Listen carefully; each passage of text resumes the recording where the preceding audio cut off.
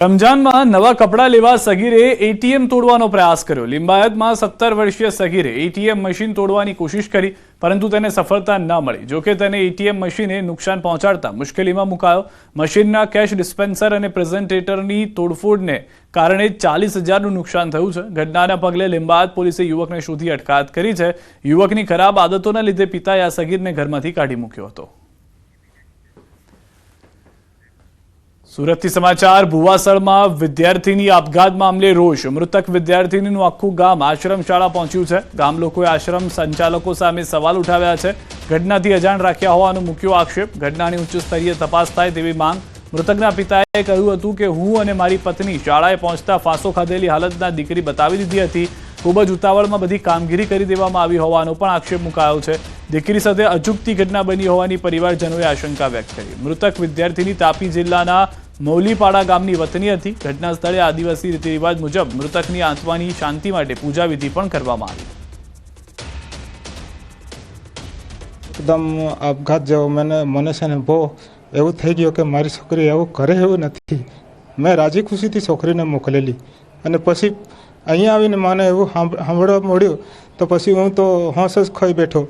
એટલે પછી છે ને મને ઉપર લઈ ગયા, જ્યાં આપઘાત કરેલો ત્યાં બતાવ્યો તો એને આ લોકોએ એવું ફટાફટ કામ કરી નાખ્યું કે મને પૂછ્યું ખરું પણ મને જવાબ આપવાના બી બેભાન જેવો હતો।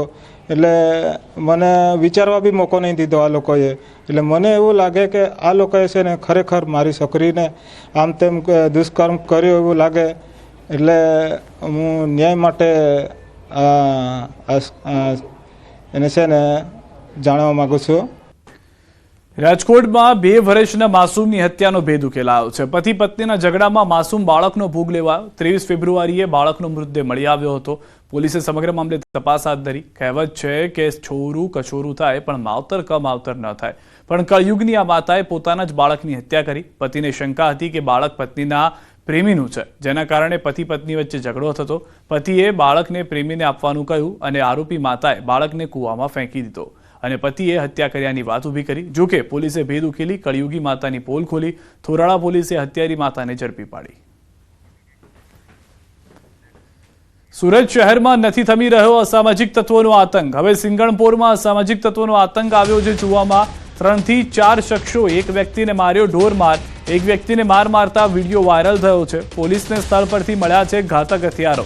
સિંગણપોર ડભોલી પોલીસ સ્ટેશનના 500 મીટર નજીકની આ ઘટના હોવાની જાણકારી મળી રહી છે। તો ફરી એક વખત સુરતમાં અસામાજિક તત્વો બેફામ છે। પોલીસ સરઘસ કાઢી રહી છે, અનેક લોકો સામે એક્શન લઈ રહી છે, પરંતુ આ અસામાજિક તત્વો સુધરવા તૈયાર ન હોય તેવું આવી અનેક ઘટનાઓ પરથી સાબિત થઈ રહ્યું છે। દ્રશ્યોમાં પણ આપ જોઈ રહ્યા છો, મારામારી, ગાડીને તોડફોડ કરવામાં આવી રહી છે।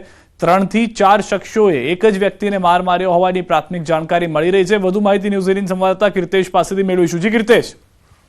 બિલકુલ, સુરત સિંગણપુર ડભોલી પોલીસ સ્ટેશન હદ વિસ્તારની આ ઘટના છે કે જ્યાં સામાન્ય બાબતે એક યુવકને કેટલાક ઇસમો દ્વારા મારવામાં આવતા હોય તેવો એક વિડીયો સોશિયલ મીડિયામાં વાયરલ થવા પામ્યો છે। જો કે મારનાર ઇસમો છે તે ઘાતક હથિયારો લઈને આવ્યા હતા।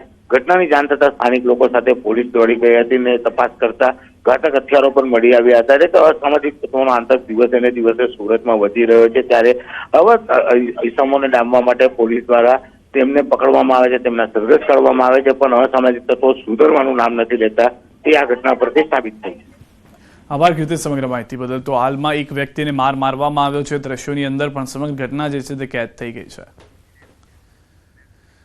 ભરૂચમાં ગટરમાંથી માનવ અંગ મળતા ખળભળાટ મચી ગયો છે। 3 દિવસમાં અલગ અલગ માનવ અંગો મળ્યા છે। દૂધ ડેરી નજીક ગટરમાંથી મળી રહ્યા છે માનવ અંગ। ભરૂચમાં શનિવારના રોજ દૂધ ડેરી નજીક ગટરમાં 3 દિવસ પહેલા માનવ શરીરનું માથું મળી આવ્યું હતું, જે બાદ અકસ્માતે મોતનો ગુનો દાખલ શરૂ કરાયો હતો, જેમાં માથાના ભાગનું પોસ્ટમોર્ટમ પેનલ ડોક્ટર દ્વારા કરવામાં આવ્યું। તો રવિવાર ગટરમાંથી ધડના નીચેના અંગો મળી આવ્યા હતા, જ્યારે આજે વધુ તપાસમાં શરીરના હાથ મળી આવ્યા છે। હજુ શરીરનો ધડનો ભાગ તેમજ તેના બંને ભાગો મળી આવ્યા નથી। પોલીસ તથા સામાજિક કાર્યકર અને તેમની ટીમના પ્રયત્નોથી અત્યાર સુધીમાં શરીરના અનેક અંગો અંતરે આવેલા હોવા છતાં પણ શોધવામાં સફળતા મળી હતી।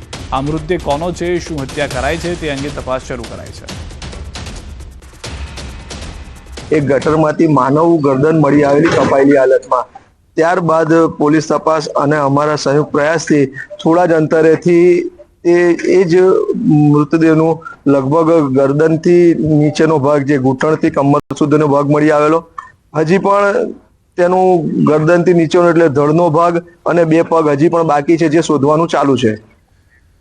મહેસાણાના ઊંઝામાં રિક્ષા ગેંગે મુસાફરને બેસાડી ચોરી કરી તરખાટ મચાવ્યો હતો. થોડા દિવસ પહેલા ઊંઝામાં 3 જગ્યાએ પેસેન્જર બેસાડી સોનાના દાગીના સેરવી લેવાની ફરિયાદ નોંધાઈ હતી.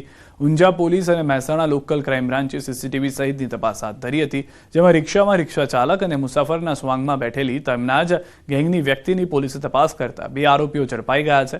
આરોપીઓ પાસેથી પોલીસે સોનાના દાગીના અને રિક્ષા સહિત 5.40 લાખનો મુદ્દામાલ કબજે કર્યો છે, તો અન્ય 2 ફરાર આરોપીઓને ઝડપી પાડવા પોલીસે ચક્રો ગતિમાન કર્યા છે.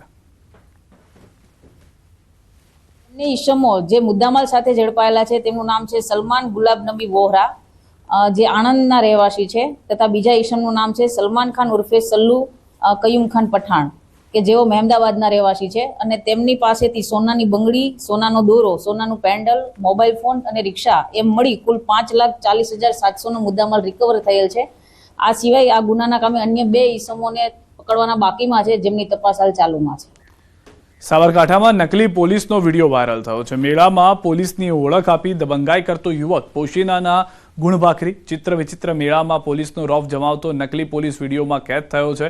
હું પોલીસ મિત્ર છું અને પોલીસને સેવા આપું છું તેમ કહી એક યુવકને ઢોરમાર માર્યો. એક વ્યક્તિને જાહેરમાં ઢોરમાર મારતો વિડીયો પણ વાયરલ થયો. વિડીયોમાં જોઈ શકાય છે કે સફેદ રંગના શર્ટ અને ખાખી પેન્ટ પહેરેલો વ્યક્તિ હાથમાં દંડો લઈને એક વ્યક્તિને જાહેરમાં માર મારે છે. વિડીયો વાયરલ થતા સ્થાનિકોની માંગ છે કે આવા તત્વો સામે પગલાં જરૂરી છે. તો દ્રશ્યમાં પણ આપ જુઓ, એક યુવકને પકડવામાં આવે છે, ત્યારબાદ દંડા ઉપર દંડા મારવામાં આવે છે. ચશ્મા, વ્હાઇટ શર્ટ અને ખાખી પેન્ટમાં ફરતો આ વ્યક્તિ જ્યારે તેની પૂછપરછ કરવામાં આવી તો પોલીસ મિત્ર હોવાની વાત કરી અને રોફ જમાવતો